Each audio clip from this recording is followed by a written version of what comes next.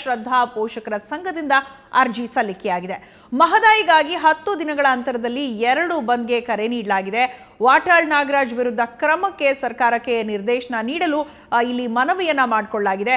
ಬಂದ್ನಿಂದಾಗಿ ಆಗುವ ನಷ್ಟವನ್ನ ವಾಟಾಳ್ರಿಂದ ಸರ್ಕಾರಕ್ಕೆ ಪಾವತಿ ಆಗಬೇಕು ಅಂತ ಇದರಲ್ಲಿ ಪಿಐಎಲ್ ಮನವಿಯನ್ನ ಮಾಡಿ ಕೋರಿಕೆಯನ್ನ ಸಲ್ಲಿಸಿದ್ದಾರೆ.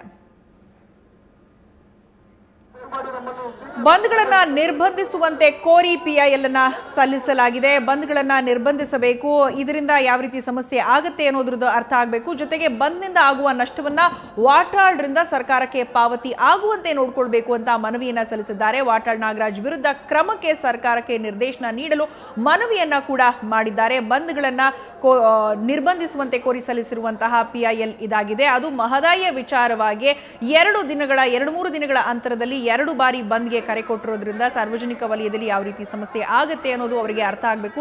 ಎಷ್ಟು ನಷ್ಟಗಳಾಗುತ್ತೆ ವ್ಯಾಪಾರಸ್ಥರಿಗೆ ಅನ್ನೋದು ಕೂಡ ತಿಳಿಬೇಕು. ಹೀಗಾಗಿ ಬಂದ್ನ ಸಂದರ್ಭದಲ್ಲಿ ಆಗುವಂತಹ ನಷ್ಟವನ್ನ ಬಂದ್ಗೆ ಕರೆ ಕೊಟ್ಟಿರುವಂತಹ ವಾಟಾಳ್ ನಾಗರಾಜ್ ರವರೇ ಸರ್ಕಾರದ ಮುಖಾಂತರವಾಗಿ ಭರಿಸಬೇಕು ಅನ್ನೋ ಮನವಿಯನ್ನ ಮಾಡ್ತಾ ಪಿಐಎಲ್ ಅನ್ನ ಸಲ್ಲಿಸಲಾಗಿದೆ.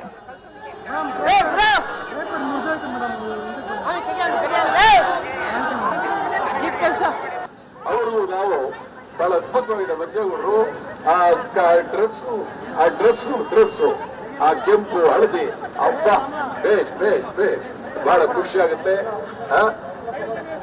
ಎಲ್ಲಾ ಪದಾಧಿಕಾರಿಗಳು ಅವ್ರ ಜೊತೆಲಿ ಕೂರ್ತಿರ್ತಕ್ಕಂಥದ್ದು ಎಷ್ಟು ಚೆನ್ನಾಗಿ ಕಾಣುತ್ತೆ ಅಂದ್ರೆ ಬಹಳ ಚೆನ್ನಾಗಿದೆ. ಇತಿಹಾಸದಲ್ಲಿ